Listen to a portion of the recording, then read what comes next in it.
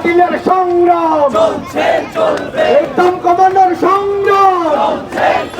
এই ভ্যাট বৃদ্ধি করার কারণে আসলে আমাদের যে জীবনে যে বিভিন্ন রকমের দ্রব্য নিত্য প্রয়োজনীয় প্রোডাক্ট এইগুলোর আসলে দাম তো অনেক বেড়ে গেছে।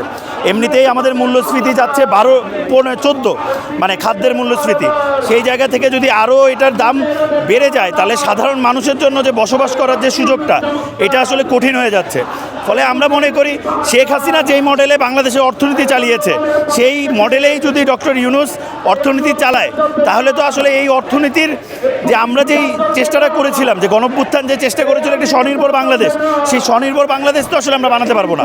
উল্টো দেখা যাবে যে বিভিন্ন বিদেশি ঋণের কাছে ঋণের বোঝায় আমরা আসলে তাদের যে শর্তগুলো এই শর্তগুলোর আরোপে থাকবো।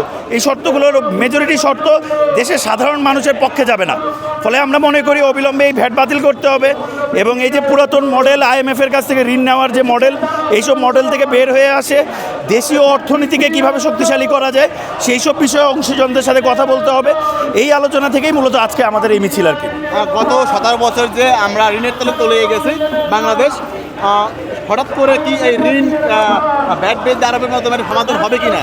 মানে আপনি মনে করেন আমাদের ঘাটতি আছে এই মোমেন্টে 31,000 কোটি টাকার প্রথম 6 মাসের, আর এইখান থেকে ভ্যাট আরোপ করলে পাওয়া যাবে মাত্র 12,000 কোটি টাকা।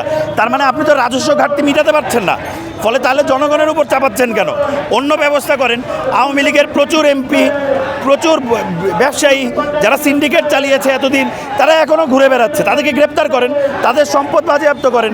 বেক্সিমকো কীভাবে ফ্যাক্টরি বন্ধ করে দেয়, সেই সম্পত্তি রাজস্বের মানে রাষ্ট্রীয় প্রতিষ্ঠান বানান, সেটাকে আপনারা নিলামে তোলেন, আপনি রাজকোষ ভরান, কিন্তু সেইগুলো কিছু না করে আপনি যদি জনগণের উপরেই চাপিয়ে দেন ঋণের বোঝা আরেকবার, সেই বোঝা কেন মানুষ নেবে? আমাদের সংগ্রাম চলছে চলবে, ভ্যাট বাতিলের সংগ্রাম চলছে চলবে, দাম কমানোর সংগ্রাম চলছে চলবে, সিন্ডিকেট ভাঙার সংগ্রাম